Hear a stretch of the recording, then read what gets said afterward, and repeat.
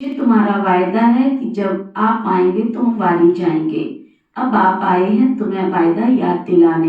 प्रश्न, किस मुख्य विशेषता के कारण पूज्य सिर्फ देवताओं को ही कह सकते हैं? उत्तर, देवताओं की विशेषता है जो कभी किसी को याद नहीं करते, न बाबा को याद करते, न किसी के चित्रों को करते, इसलिए उन्हें पूज्य कहेंगे। वहाँ सुख ही सुख रहता है, इसलिए किसी को याद करने की दरकार नहीं है। अभी तुम एक बाबा की याद से ऐसे पूज्य पावन बने हो जो फिर याद करने की दरकार नहीं रहती। धारणा के लिए मुख्य सार, स्वयं को श्रेष्ठ बनाने के लिए बाबा की जो श्रीमत मिलती है उस पर चलना है। दैवी गुण धारण करने हैं, खान पान चलन सब बहुत रॉयल रखनी है। एक दो को याद नहीं करना लेकिन रिगार्ड जरूर देना है।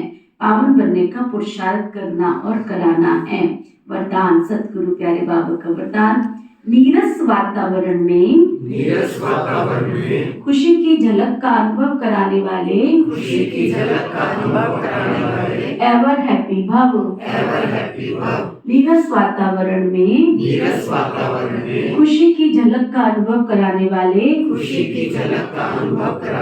एवर हैप्पी भव। एवर हैप्पी अर्थात सदा खुश रहने का वरदान जिन बच्चों को प्राप्त है वो दुख की लहर उत्पन्न करने वाले वातावरण में, नीरस वातावरण में, अप्राप्ति का अनुभव कराने वाले वातावरण में सदा खुश रहेंगे और अपनी खुशी की झलक से दुख और उदासी के वातावरण को ऐसे परिवर्तन करेंगे जैसे सूर्य अंधकार को परिवर्तन कर देता है। अंधकार के बीच रोशनी करना, अशांति के अंदर शांति लाना, नीरस वातावरण में खुशी की झलक लाना, इसको कहा जाता है एवर हैप्पी। वर्तमान समय इसी सेवा की आवश्यकता है। स्लोगन, अशरीरी वो है जिससे शरीर की कोई भी आकर्षण अपनी तरफ आकर्षित न करे। अव्यक्त इशारा, अब संपन्न व कर्मातीत बनने की धुन लगाओ।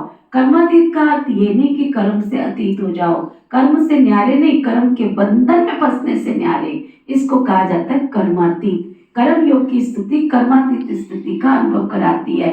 ये कर्म योगी स्थिति अति प्यारी और अति न्यारी स्थिति है। इससे कोई कितना भी बड़ा कार्य मेहनत का हो लेकिन ऐसे लगेगा जैसे काम नहीं कर रहे लेकिन खेल कर रहे हैं। ओम शांति।